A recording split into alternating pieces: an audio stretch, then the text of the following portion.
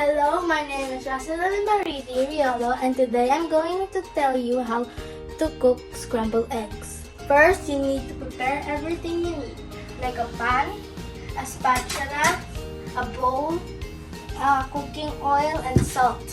We need to crack the eggs.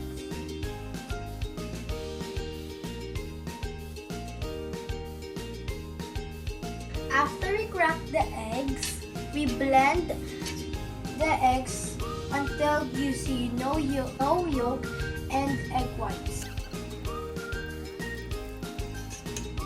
Now you put salt, a pinch of salt.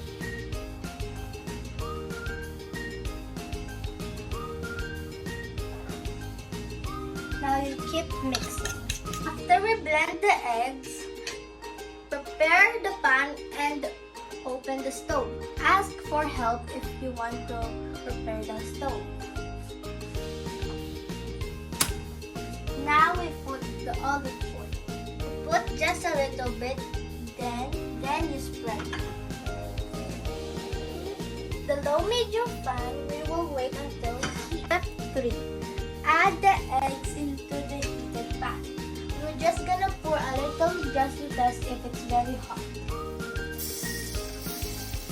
Now you need some assistance to cook the eggs. Cook the eggs in the low-medium heat.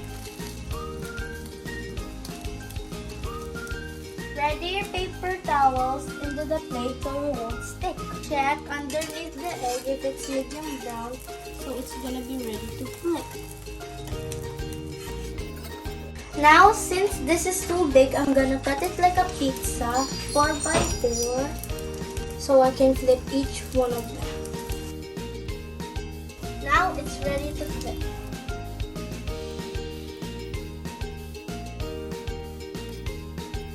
We will wait until the other side is brown and we will take it out of the pan. Up to you if the leftover you put some herbs or some ingredients that you want. You can also use cooking oil or butter. These two are ready to be put in the plate. Now we will wait for this to cook. Then we will cook the remaining. And we will use the spatula to flip it. Do the same as I did a while ago. If you want to put some other ingredients, you can put some cheese, butter. It depends on you if you like. After the other side is cooked, turn off the stove and put it to the plate.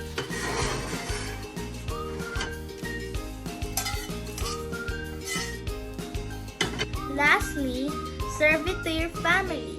Thank you for watching. Bye!